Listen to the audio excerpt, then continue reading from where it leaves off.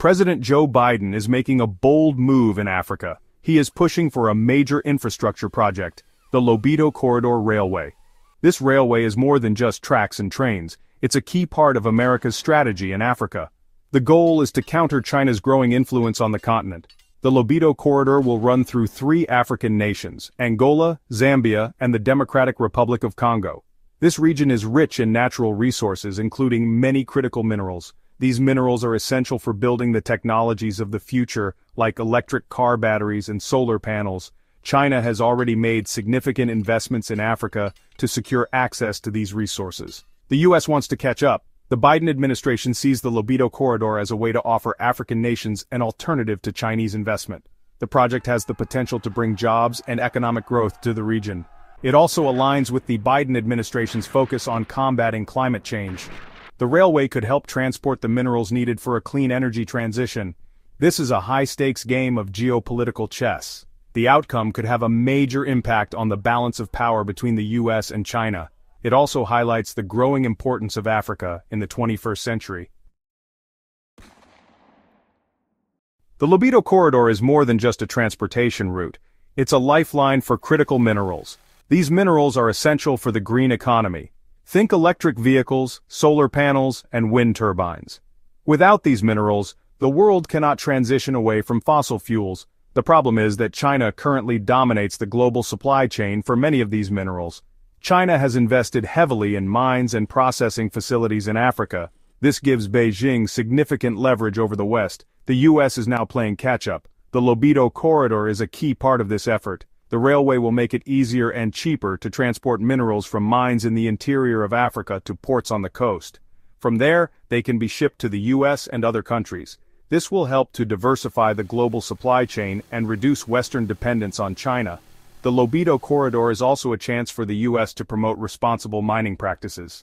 The U.S. has stricter environmental and labor standards than China. By investing in the Lobito Corridor, the U.S. can encourage African countries to adopt higher standards.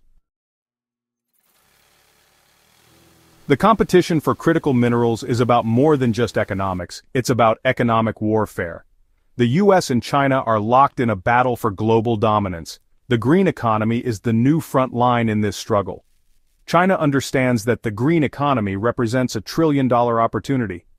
Beijing has spent years positioning itself to dominate this sector. China has invested heavily in renewable energy technologies, electric vehicles, and battery production. It has also secured access to the critical minerals needed to power these industries. The U.S. is now waking up to the threat.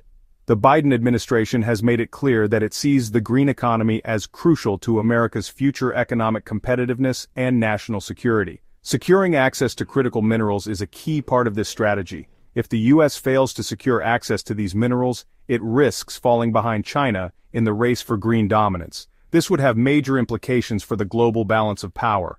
It would also mean ceding economic and technological leadership to Beijing.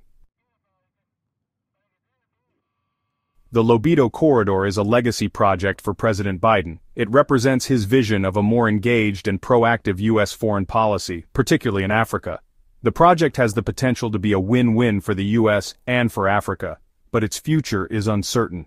The Biden administration is facing several challenges in getting the Lobito Corridor off the ground. One is the sheer scale and complexity of the project. Building a railway across 3 countries is no easy feat. It requires significant coordination, investment, and expertise. Another challenge is the political climate in the U.S. The Biden administration has faced opposition from some quarters to its Africa policy. Some critics argue that the U.S. should be focusing on domestic issues rather than foreign aid and investment. The biggest challenge of all may be time. President Biden is nearing the end of his term. It remains to be seen whether his successor will share his commitment to the Lobito Corridor. The project's fate could hinge on the outcome of the next presidential election.